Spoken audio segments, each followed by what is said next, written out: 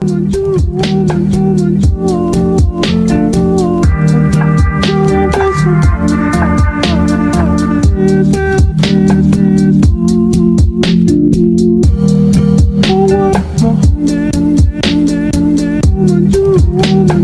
are officially New Zealand residents, and in this video we're going to give you a rundown of the various type of residence visas and how we got our visa, our straight to residence visa. Yeah, so there's a skilled migrant visa, there is the work to resident visa, then there's also a straight to residence visa, and lastly the permanent resident visa. So we are on the straight to residency visa, and we've been on that visa for probably over a year now.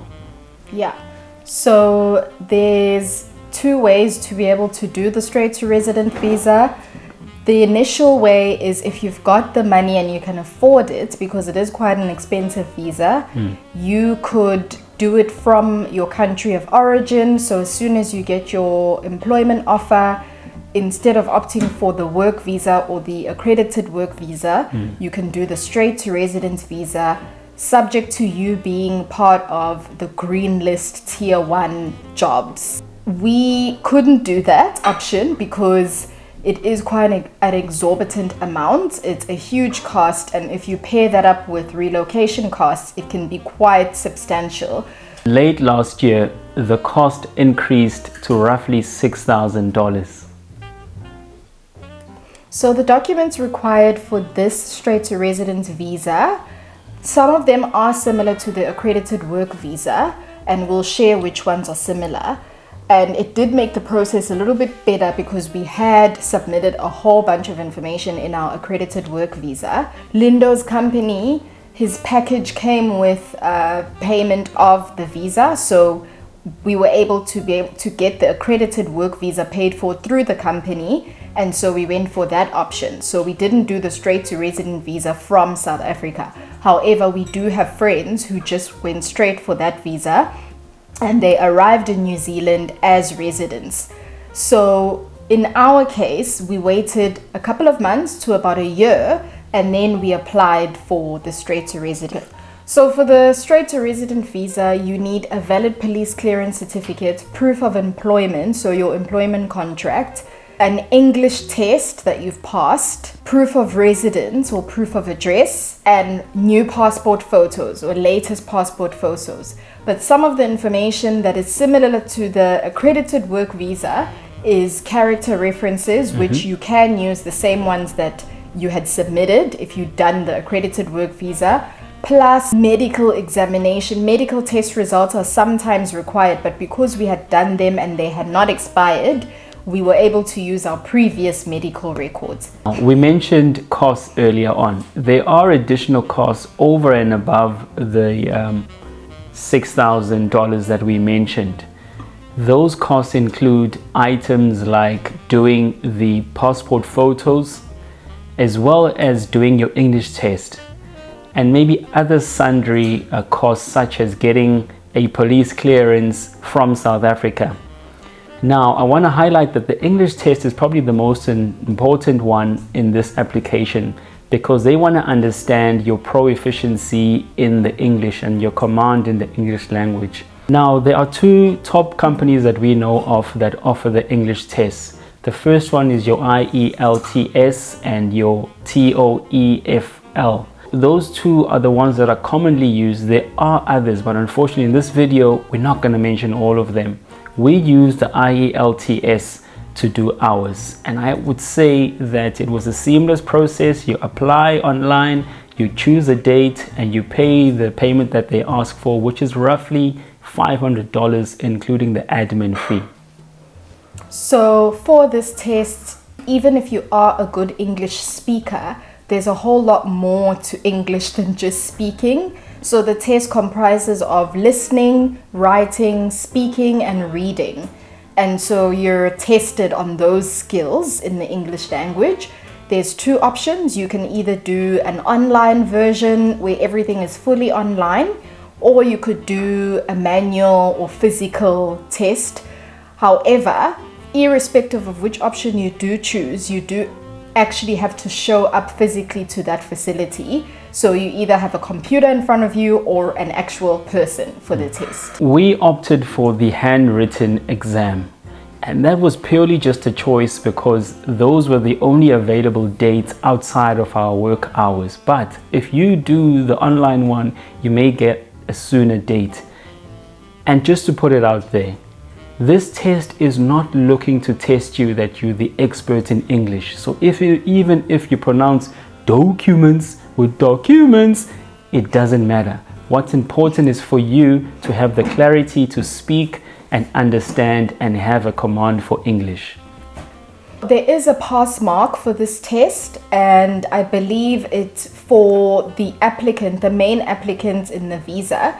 It's, I think, 70% pass, and if the spouse or the partner is part of the application, they get a little bit more of a lenient pass mark.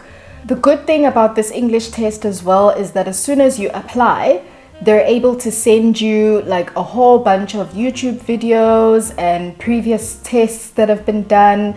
Basically all the tools and the resources that you need in order to practice for the test and hopefully pass the test. So there's so much available online for you to practice for this test, and that is why we recommend giving yourself about maybe a month for the test. So if you're booking today, I would give myself 30 days time to do the test. And it was pretty straightforward to practice for it. We just did like previous, past exam tests, and then we tested each other on the speaking part of it. And I want to reiterate, this test needs to be prepared for. It's not a type of test that you could just go and just do. Most people would try to wing it, but I would advise you that be diligent, download the study materials because there's rules that you need to apply. And so those rules become important when it comes to test day. Secondly, we want to touch on the police clearance. I know in our previous video we spoke in length about the police clearance and the headaches thereof. And so you may be asking, what do you do now? You are already in New Zealand. If you had a hard time getting a police clearance in South Africa, how about now? Remember, it's only valid for 6 months. And lo and behold, our police clearance had expired by the time we were applying for residency. So we needed to get a new one. And luckily, there is a company here in New Zealand which is called Saki. And they are a document service 1 and 2. They apply on your behalf at the police station in South Africa. So we went through them, and it was even faster than the time it took us when we were in South Africa. Now, with anything with a fast turnaround, there is a fee involved. That fee will set you back roughly $300. And that's what we paid to get ours in record time. So again, with the police clearance certificate, so you pay the fee, you go through Sarki, they do everything for you. However, you do have to get a form, and we went through the South African High Commission because we are in the same location as them. It was quite an easy process. We phoned, we asked if we could come over and do our fingerprints because we had to do our fingerprints there. And we filled in the form and they gave us our fingerprints. I think the form is linked to Home Affairs, and we used those documents with our fingerprints and made the application via Sarki. I think the process was quite seamless from my judgment. Now, let's talk about timelines. How long will this whole thing take you from the date of you deciding to apply for the visa right until you get the visas? I'll break this up into two. The first part that has to do with the English test, that will probably be a month to get that done. And then the second part where you actually put the application online with the English test, your passport photos, your police clearance, etc. and all of those documents, that side of things is now controlled by NZ Immigrations. The website says 50% of the time you will receive your visa within 8 weeks, but that could be extended. So I would say estimate roughly 12 weeks in total. to get your residency visa. Now, the time that it took for us, it was roughly just over a month. Just over a month. Which was great because we expected it to be a little bit longer. So we were very pleasantly surprised when we got the email.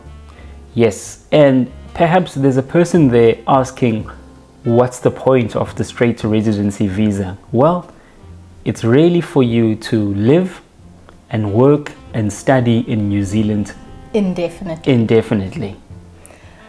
Now, we touched on permanent residence. So what took us a bit of a while to understand, because when we first arrived, it kept on being thrown around: residency visa, permanent residence, residency visa, permanent, and we didn't quite understand the difference. So we just want to clarify today, the straight to residence visa, or should I say all the other visas except the permanent residency one, are the ones that are quite expensive. So we spoke about the skilled migrant visa, the work to resident visa, plus the straight to resident visa. Basically, to get a residency visa in New Zealand is that cost currently that we mentioned earlier, which is just about above $6,000 New Zealand dollars. Afterwards, when you've had your residency visa for about 2 years, you qualify for your permanent residency visa. So what this is, the difference is that the one we have currently has travel conditions.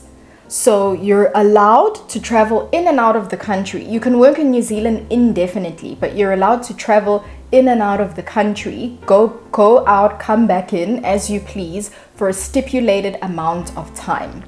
Once that time has lapsed, if you're out of the country and that period has lapsed, you will not be able to come back into New Zealand. So that is the condition. Whereas the permanent resident visa does not have travel restrictions or travel conditions.